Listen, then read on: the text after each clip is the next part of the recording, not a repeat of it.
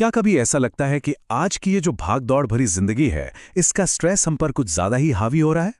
अच्छा, क्या हो अगर इसका हल हजारों साल पहले लिखे एक प्राचीन ग्रंथ में छिपा हो? आज हम भगवद गीता के उस ज्ञान में डुबकी लगाएंगे जो समय से परे है, और देखेंगे कि ये हमारी आज की चिंताओं को शांत करने में कैसे मदद कर सकता है।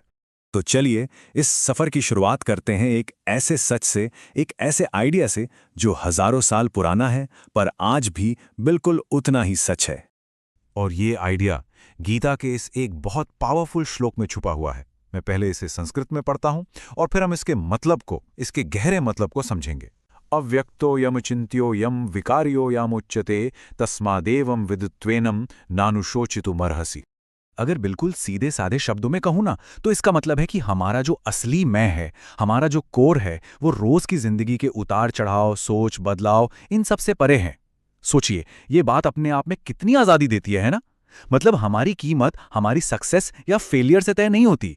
और जब ये बात सच में समझ आ जाती है ना, तो फिर चिंता और दुख के लिए कोई जगह ही नहीं बचती। अब हो सकता है ये सब सुनने में थोड़ा गहरा, थोड़ा फिलोसॉफिकल लग रहा हो, तो एक काम करते हैं, इसे एक कहानी से समझते हैं। एक ऐसी कहानी जिससे हम सब आज के दौर में कहीं ना कहीं जुड़ पाएंगे। तो सोचिए, एक नौजवान है, बहुत टैलेंटेड, एक यंग प्रोफेशनल, और उसके सामने एक ऐसा मौका आता है जो उसके पूरे करियर को बदल सकता है। मतलब सपनों की नौकरी, जिसके लिए उसने सालों मेहनत की है। लेकिन एक्साइटमेंट महसूस करने के बजाय उसके मन में एक अजीब सी घबराहट होने लगती है। वो व्हाट इफ, क्या होगा अगर वाले ख्याल उसके दिमाग पर पूरी तरह से हावी हो जाते हैं, और खुशी की जगह एक अजीब सा डर ले लेता है जो उसे अंदर ही अंदर जैसे पैरालाइज कर देता है। अब उसका मन ही उसका सबसे बड़ा दुश्मन बन जाता है। अगर मैं फेल हो गया तो? अगर मैं इतना अच्छा नहीं हूं जितना सब सोचते हैं? लोग मेरे बारे में क्या सोचेंगे? ये सवाल ना उसके कॉन्फिडेंस को अंदर से खोखला करने लगते हैं। और यही भविष्य का डर, उस अनजान रिजल्ट का खौफ उसे एकदम रोक देता है।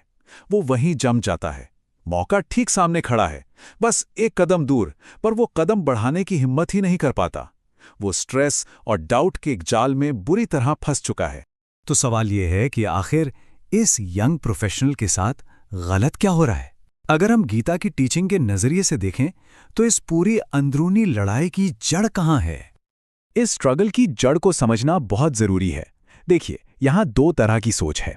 एक तरफ है डर की सोच, जो कहती है मेरी कीमत मेरे काम के रिजल्ट से जुड़ी है, और दूसरी तरफ है गीता की सोच, जो याद दिलाती है मेरा काम सिर्फ कर्म करना है, अपना बेस्ट देना है।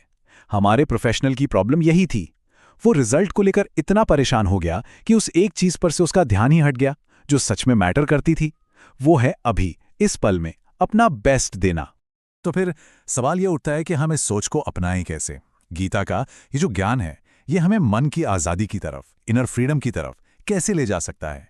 जब हम रिजल्ट्स की चिंता करना छोड़ देते हैं ना, तो एक बहुत ही कमाल की चीज़ होती है। सबसे पहले तो हमारे कंधों से एक भारी बोझ उतर जाता है। वो जो रिजल्ट का डर था, जो हमें कुछ करने ही नहीं दे रहा था, वो गायब हो जाता है।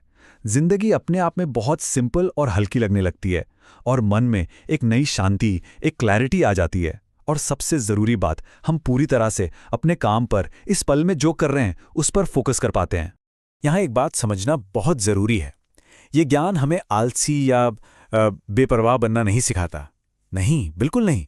बल्कि ये ठीक इसका उल्टा है। ये ज्ञान हमें और ज़्यादा पावरफुल बनाता है, ताकि हम अपने जीवन की जिम्मेदारी खुद ले सकें। और ये उतना मुश्किल भी नहीं है जितना सुनने में लगता है।